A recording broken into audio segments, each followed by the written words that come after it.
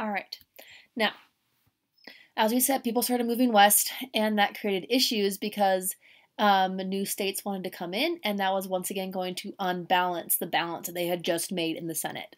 So, with the Compromise of 1850, this happens after the Mexican-American War, where we suddenly have all this new land from Mexico, which you didn't used to have before. Okay, so you can see, if you look at this map here, we can see over here we have California and these Utah territories and New Mexico territories, and we get all of this chunk of land, Texas, and all this stuff comes in. Okay, now California wanted to come in as a free state, so created issues, right? So California comes in as a free state, and so now they had to be like, oh crap, what do we do? That's going to really unbalance it, and we have all this area up here that's also free states too.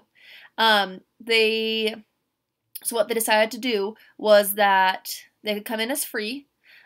Utah territory and New Mexico territory could vote for themselves if they wanted to be free or slave. Okay, so they were allowed to vote. And they voted free. So there's become way more free territories and states than there were slaves. So the South was like, this isn't okay because in the Senate, where you guys are going to make laws, you're going to vote to make slavery illegal, and we're not okay with this. And we're totally unbalanced right now because you have the upper hand, free states.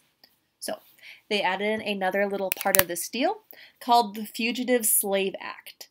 Now, the Fugitive Slave Act is kind of a little bit of a controversial thing because basically what it required was that so if a slave ran away, so they left the South and ran up to the North was required by law to return that slave down to the South.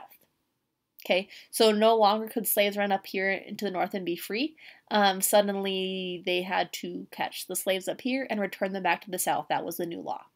Okay, so go answer some questions and we'll talk about this later.